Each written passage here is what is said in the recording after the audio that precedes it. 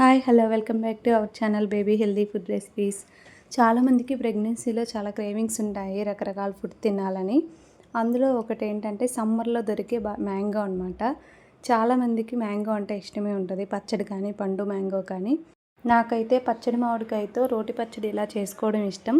ముందుగా మామిడికాయని చిన్న చిన్న ముక్కలుగా కట్ చేసుకొని అందులోకి కారం, పసుపు, ఉప్పు వేసుకొని అలాగే పొట్టు తీసిన వెల్లుల్లి రెమ్మల్ని 4 వేసుకోవాలి.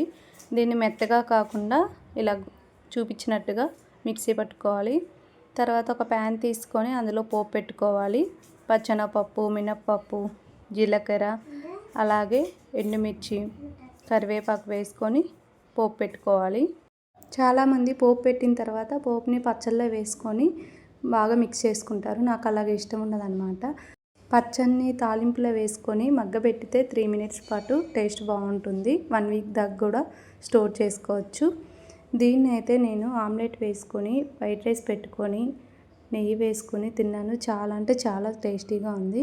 మీకు కానీ ఈ వీడియో నచ్చినట్లయితే లైక్ చేసి, షేర్ చేసి, సబ్స్క్రైబ్ చేసుకోండి. Thank you for watching.